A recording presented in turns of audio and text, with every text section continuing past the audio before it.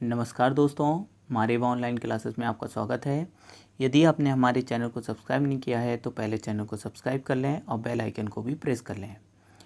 आज हम भारत के राज्यों के सामान्य अध्ययन के अंतर्गत केरल राज्य के बारे में पढ़ेंगे। हम केरल को 3 पार्ट में पढ़ेंगे। यह केरल स्टेट का पहला पार्ट है, जिसमें हम केरल के बारे में मैप के माध्यम से पढ़ने वाले हैं।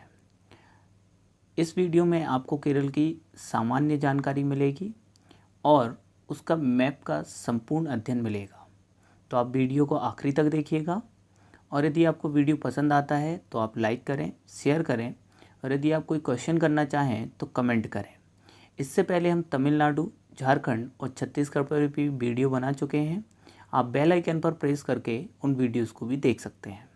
तो चलिए हम आज का वीडियो स्टार्ट करते हैं। सबसे पहले हम देखते हैं केरल का गठन कब हुआ है। तो केरल का गठन हुआ है 1 नवंबर 1956 को। ठीक है। त्रावणकोर, मालाबार और कोच्चि को मिलाकर केरल का गठन किया गया है। तो फ्रेंड, जैसे कि आप जानते हैं कि 1 नवंबर 1956 को भारत में भाषा के आधार पे कुल 14 राज्यों का गठन किया गया था, जिसमें से एक मध्य प्रदेश भी था और साथ ही साथ केरल भी था। तो भाषा के आधार पर गठन किया गया था। अब आप देखने वाली चीज़ है कि त्रावणकोर, मालाबार और कोच्चि क्षेत्रों को मिलाकर 3 क्षेत्रों को, ध्यान दीजिएगा, आपको एग्जाम में पूछ सकते हैं कि कौन सा क्षेत्र शामिल नहीं था। तो मैसूर शामिल नहीं था या फिर मद्रास का कोई रीजन इसमें शामिल नहीं था। त्रावणकोर, मालाबार और कोच्चि को मिलाकर केरल राज्य को गठित किया गया था, क्योंकि ये सभी मलयालम भाषा वाले क्षेत्र थे। भाषा के आधार पर गठन किया गया था 1 नवंबर 1956 को राज्यों का। उसी में से एक राज्य था केरल। केरल की राजधानी बनाई गई थी तिरुवनंतपुरम, जिसे आप त्रिवेंद्रम के नाम से भी जानते हैं। ठीक है, तो आप ध्यान रखिएगा, केरल की राजधानी क्या है? तिरुवनंतपुरम। अब हम केरल को भारत के मैप पे एक बार देख लेते हैं। आप सबसे पहले जब केरल को देखेंगे तो केरल के पूर्व में मिलेगा आपको तमिलनाडु। ठीक है, तो इसके पूर्व में क्या है? तमिलनाडु। जबकि पश्चिम में क्या है? तो अरेबियन सी, अरब सागर। ठीक है, और उत्तर में है कर्नाटका। ध्यान दीजिएगा। तो आप देख रहे हैं कि जो केरल है वो भारत के तमिलनाडु, कर्नाटक से घिरा हुआ है और किस सागर से लगा हुआ है? तो अरब सागर से लगा हुआ है। चलिए, अब आप देखेंगे कि केरल और लक्षद्वीप, ये लक्षद्वीप समूह है जिसकी राजधानी है कावारत्ती। ठीक है, तो लक्षद्वीप और केरल के बीच है मालाबार सागर, जो कि अरब सागर का ही पार्ट है। ठीक है, तो यदि आपको एग्जाम में इस तरीके से क्वेश्चन आता है कि केरल और लक्षद्वीप के बीच कौन सा सागर है, तो मालाबार सागर है। हालांकि ये किसका ही हिस्सा है? अरब सागर का ही एक हिस्सा है। ठीक है ना, अरब सागर का ही एक हिस्सा है जिसे लक्षद्वीप और केरल के बीच में मालाबार सागर भी कहा जाता है। ठीक है फ्रेंड्स, तो आप यहाँ पे लोकेशन समझ गए हैं।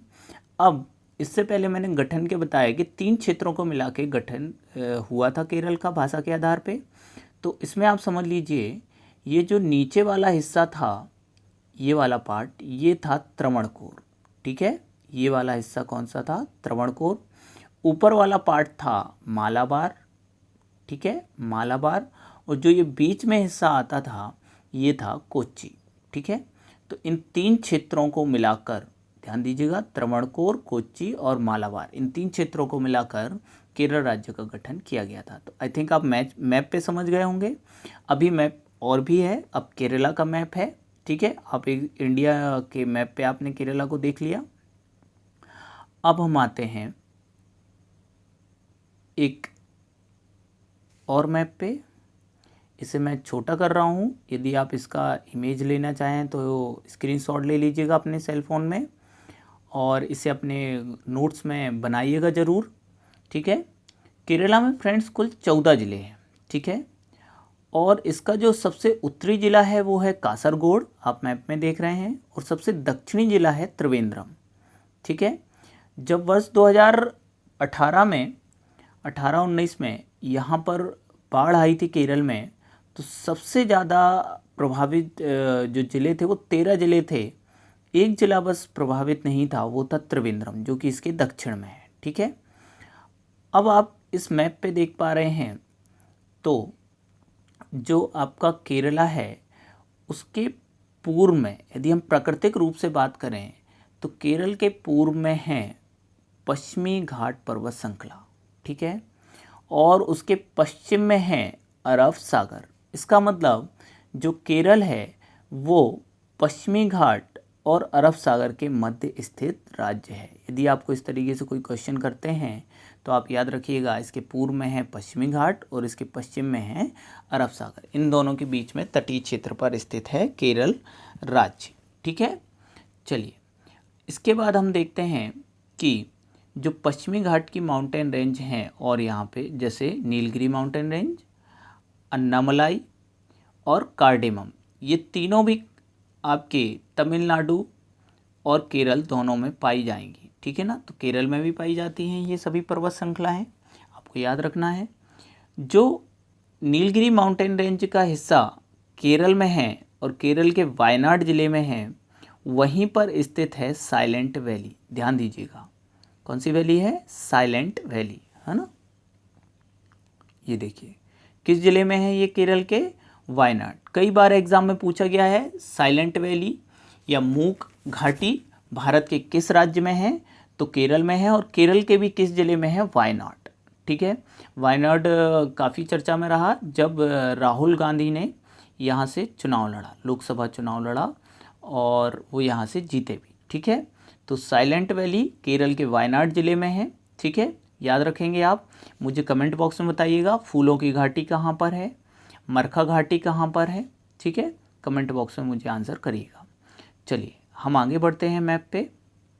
हम देखते हैं कि जो केरल का समुद्री तट है, ठीक है, वो क्या कहलाता है? तो केरल का समुद्री तट कहलाता है मालाबार, जो कि अरब सागर से लगा हुआ है। तो ध्यान रखना है आपको फ्रेंड्स कि केरल का समुद्री तट क्या कहलाता है? मालाबार कहलाता है। एग्जाम में सीधे आपसे क्वेश्चन करेंगे। फिर हम यदि केरल की नदियों के बारे में देखें तो केरल की जो सबसे लंबी नदी और प्रमुख नदी है वो है पेरियार नदी। अब देखिएगा, ये है पेरियार नदी। ये पेरियार नदी का उद्गम तमिलनाडु में होता है। तमिलनाडु में शिवगिरी पहाड़ियों से होता है और यह फिर इंटर करती है केरल के इडुक्की ज़िले में। ठीक है, किस ज़िले में? इडुक्की ज़िले में। आपको अच्छे से याद रखना है। अब जब ये इडुक्की ज़िले में प्रवेश करती है तो वहीं पर एक डैम इस पर बनाया गया है जिसका नाम है मुल्ला पेरियार बांध। और मुल्ला पेरियार बांध को लेके केरल और तमिलनाडु के बीच में है विवाद। ठीक है, केरल प्लस तमिलनाडु के बीच में विवाद है। तो याद रखिएगा मुल्ला पेरियार विवाद किन राज्यों के बीच में है? केरल और तमिलनाडु के बीच में है। फिर नदी यहाँ से इडुक्की ज़िले में आगे बहेगी तो इडुक्की डैम भी इसी पर है। यहीं पर इडुक्की डैम के जब जल भराव क्षेत्र है तो पेरियार झील बनती है और पेरियार अभ्यारण्य भी यहीं पर है। याद रखिएगा, पेरियार अभ्यारण्य, पेरियार झील, मुल्ला पेरियार बांध और इडुक्की बांध, ये सब केरल के इडुक्की ज़िले में है। ठीक है, नदी आगे बहती है एर्नाकुलम ज़िले में त्रिशूर ज़िले से सीमा बनाते हुए बहती है, जहाँ पर स्थित है कालड़ी। अब ये कालड़ी बहुत फेमस है, कई बार एग्जाम में पूछा गया है, तो इसलिए क्योंकि यह आदि शंकराचार्य की जन्मभूमि है। आपको याद रखना है, आदि शंकराचार्य की जन्मभूमि क्या है? कालड़ी। किस राज्य में है? केरल में है। ठीक है, और नदी यहाँ से आगे बहते हुए ज्वार नदमुख बनाती है। ध्यान दीजिएगा, ये डेल्टा नहीं बनाती, ज्वार नदमुख बनाते हुए यह बेम्बानाथ झील में, वेरी इंपॉर्टेंट, ठीक है ना, बेम्बानाथ झील में गिरती है, या आप कह सकते हैं अरब सागर, क्योंकि बेम्बानाथ झील जो है वो अरब सागर का ही एक हिस्सा है, बट ये लेगून झील बन गई है। ठीक है ना, लेगून झील भारत की सबसे लंबी झील है बेम्बानाथ, अभी मैं आपको आगे बताने वाला हूँ।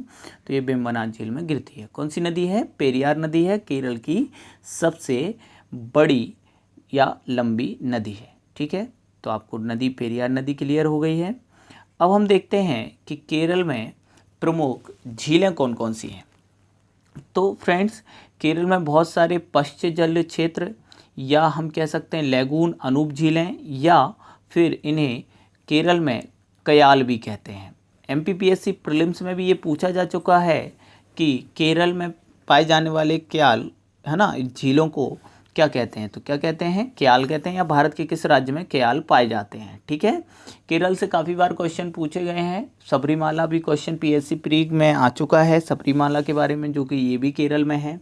ठीक है, क्याल भी पूछ चुके हैं, इडुक्की बांध भी पूछ चुके हैं। तो केरल से काफ़ी क्वेश्चन बनते हैं फ्रेंड्स, है ना, एमपीपीएससी में।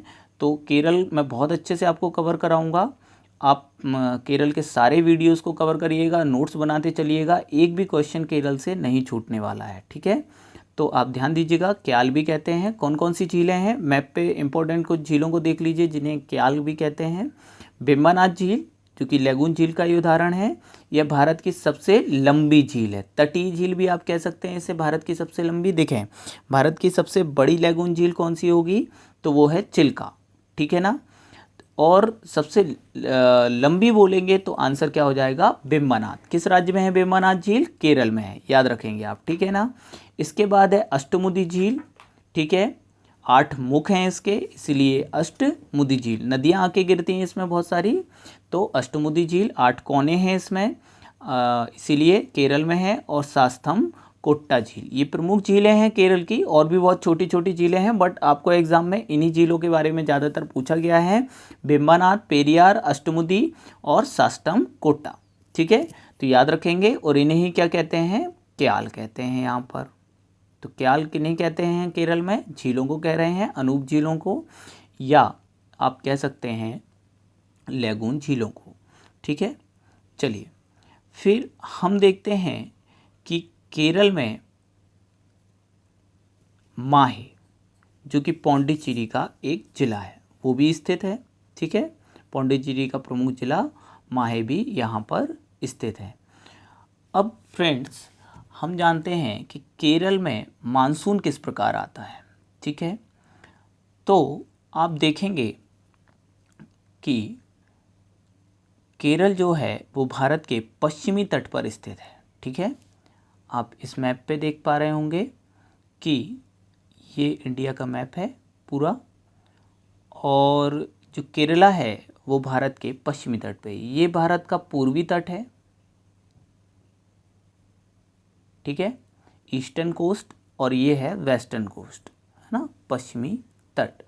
तो केरल जो है भारत के पश्चिमी तट पर स्थित है, आपको याद रखना है। और भारत में जब मानसून आता है तो वो सबसे पहले दक्षिण पश्चिमी मानसून आता है। ये जो दिशा है ये साउथ वेस्ट है, दक्षिण पश्चिम। तो दक्षिण पश्चिमी मानसून ही भारत में सबसे पहले प्रवेश करता है। और जब वो भारत में आता है तो भारत के किस राज्य में आता है, तो केरल में आता है। कब आता है, तो उसकी स्टैंडर्ड डेट है 1 जून। ठीक है, 1 जून ये स्टैंडर्ड डेट है फ्रेंड्स। हो सकता है आगे पीछे कुछ मानसून हो जाता है। ठीक है, तो सबसे पहले भारत के किस राज्य में मानसून आता है, तो आपका आंसर होगा केरल। ठीक है, अब आप इस मैप में देखिएगा, अरब सागर से होते हुए इंटर करता है भारत में 1 जून को। जब ये केरल में प्रवेश करेगा तो केरल के पश्चिम में आपने देखा, केरल के पूर्व में, कि केरल के पूर्व में क्या है, पश्चिमी घाट है।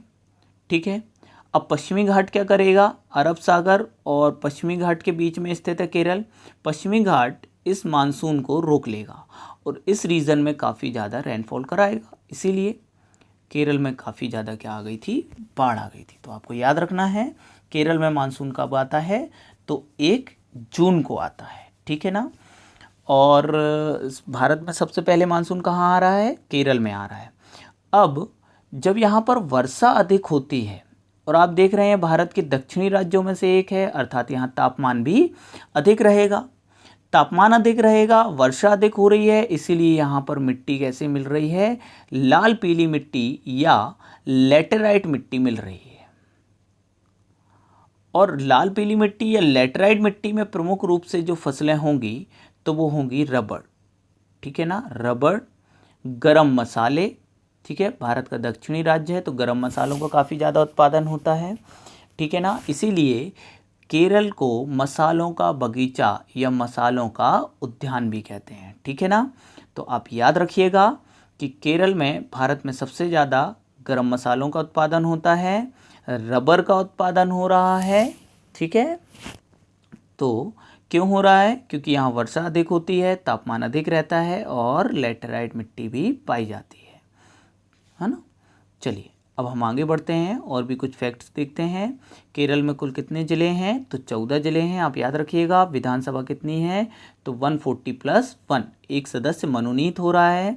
लोकसभा कितनी है? तो 20 है। राज्यसभा कितनी है? 9 है। अच्छे से याद रखिएगा फ्रेंड्स, इस तरीके से क्वेश्चन किया जा रहा है एग्जाम्स में। भाषा क्या है केरल की? तो भाषा है मलयालम, ठीक है। ये कथकली नृत्य करते हुए एक इमेज है व्यक्ति की, ठीक है। केरल का जो शास्त्रीय नृत्य हैं कथकली और मोहिनीअट्टम है, तो ये कथक करते हुए। भाषा क्या है यहाँ की? मलयालम। अब जैसे कि मैंने अभी आपको मैप पे भी दिखाया था कि केरल और लक्षद्वीप के बीच में मालाबार सागर है। मलयालम केरल की क्या है? लैंग्वेज है। तो लक्षद्वीप की लैंग्वेज भी क्या है? मलयालम है। क्योंकि केरल का जो हाई कोर्ट है, केरल का हाई कोर्ट कहाँ पर है? एर्नाकुलम में है।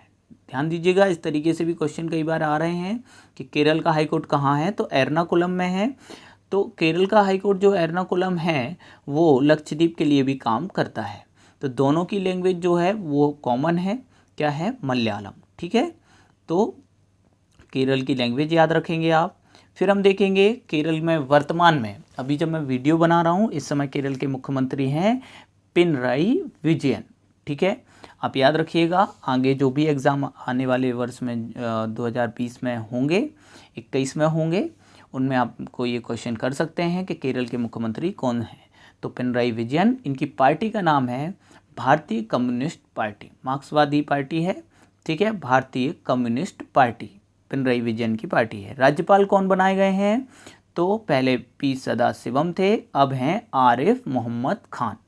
याद रखिएगा, केरल के राज्यपाल आरिफ मोहम्मद खान। केरल का हाई कोर्ट मैंने अभी थोड़ी देर पहले बताया कहाँ पर है? एर्नाकुलम में है, ठीक है। राजनीतिक दल की यदि हम बात करें तो केरल में 2 प्रमुख राजनीतिक दल हैं, ठीक है। हालांकि वहाँ पे कांग्रेस पार्टी, बीजेपी पार्टी भी है, बट ये वहाँ के क्षेत्रीय दल हैं। एक है कम्युनिस्ट पार्टी, भारतीय कम्युनिस्ट पार्टी, जिसका चुनाव चिन्ह है हंसिया, हथौड़ा और तारा, और दूसरी प्रमुख पार्टी है वहाँ की मुस्लिम लीग। तो भारत का एकमात्र राज्य जहाँ पर मुस्लिम लीग पार्टी सक्रिय है आज भी, वो कौन सा है? आपका केरला है, ठीक है। आप याद रखिएगा, इसका चुनाव चिन्ह है सीढ़ी। मुस्लिम लीग का चुनाव चिन्ह याद रखेंगे आप, क्या है? सीढ़ी। चलिए इसके बाद हम देखते हैं केरल का समुद्री तट, मैंने आपको बताया क्या कहलाता है। तो केरल का समुद्री तट मालाबार कहलाता है। यहाँ की प्रमुख नदियाँ हैं पेरियार, चंद्रगिरी, मैयाजी पूजा, ठीक है, जो माहे एसी नदी के तट पर है, मैयाजी पूजा पर। पेरियार केरल की सबसे लंबी नदी है, जिस पर मुल्ला पेरियार और डुडुक्की बांध बने हुए हैं। साथ ही साथ पेरियार झील और पेरियार नेशनल पार्क भी स्थित है पेरियार नदी पर, ठीक है। झीलों के बारे में मैंने आपको बताया था। प्रमुख झीलें कौन कौन सी हैं? बेम्बानाथ, अष्टमुदी, सास्तम कोट्टा। इन्हें केरल में अनूप या कयाल भी कहते हैं, ठीक है फ्रेंड्स। तो आप याद रखिएगा, अभी ये फर्स्ट पार्ट है, कुछ बेसिक इन्फॉर्मेशन इसमें मैंने दी है। नेक्स्ट पार्ट में फिर मैं आपको मैप पे और भी कुछ चीज़ें बताऊंगा, जैसे इसके कुछ ज़िलों के बारे में, ठीक है। बेम्बानाथ झील में स्थित वेलिंगटन द्वीप के बारे में, कोच्चि के बारे में, और भी कुछ जो केरल में प्रमुख मंदिर हैं।